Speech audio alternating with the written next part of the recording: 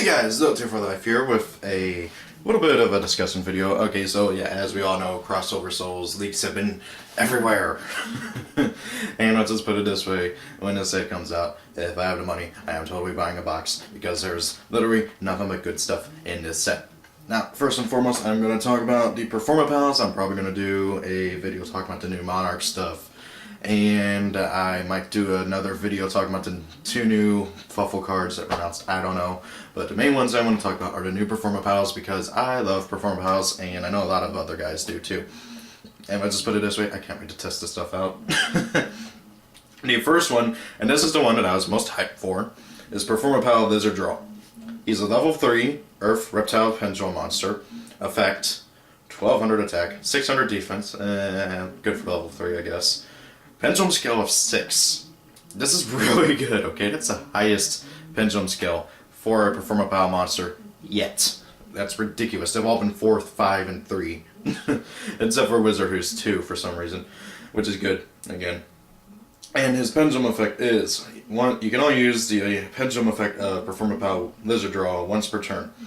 If you control a Performapal card in your other pendulum zone that is not another copy of himself, you can destroy this card. If you do, draw one card. That is actually a pretty decent effect, and it actually helps out with the other effect too, because you'll see why here in a second. His monster effect is, you can only use the monster effect of Performapal Lizardraw once per turn. If another face-up monster you control is destroyed from your opponent's attack, oh wow, that's kind of sad, or by your opponent's card effect, you can draw one card for each Performapal monster you control.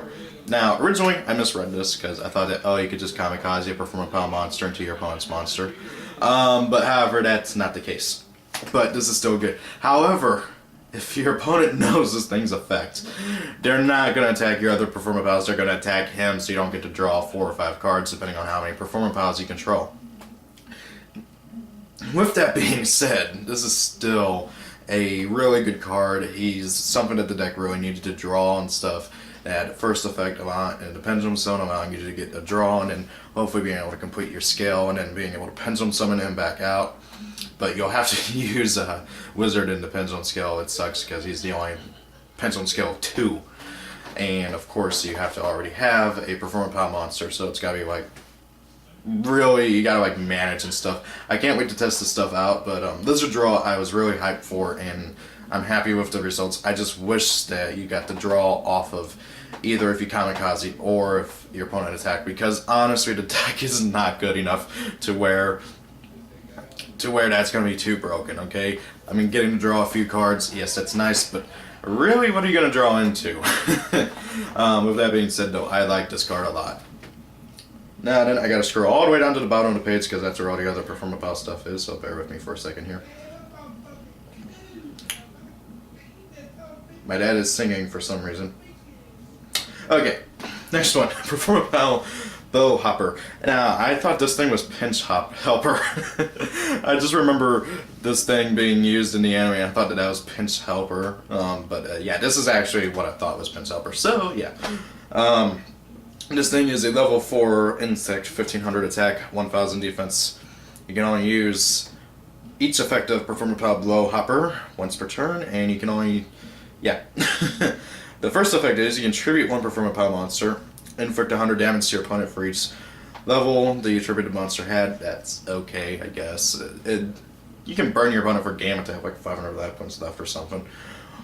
The second effect is what's good. You can tribute one Performapal monster, then target one Performapal monster in your graveyard other than the attributed monster added to your hand, which of course allows you to pendulum summon it out, or normal summon it, or use it for a pendulum skill, whatever you need.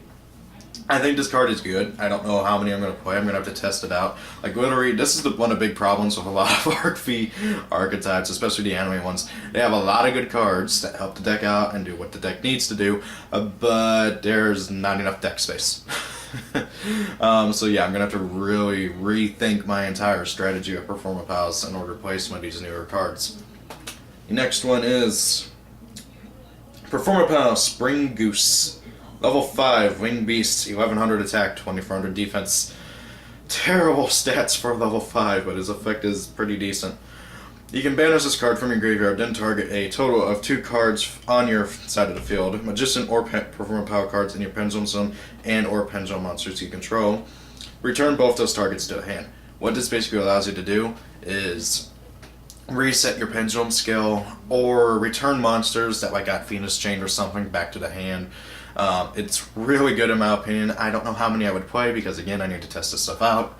But however, this card, the main thing that I see it being used for is, I don't know how many of you guys have seen any of my recent live streams or anything, but whenever I play Performapals, my general play with the deck is activate Time Gazer, activate Stargazer, Pendulum Summon out, Wizard, and whatever number of Performapal monsters I have, use Wizard's effect to pop my 2 Pendulums, to add Heart Naga and either Silver Claw or Chiramo to hand, and then set the Pendulum skill, use Heart Naga's effect, boost someone up by a crap ton of attack points.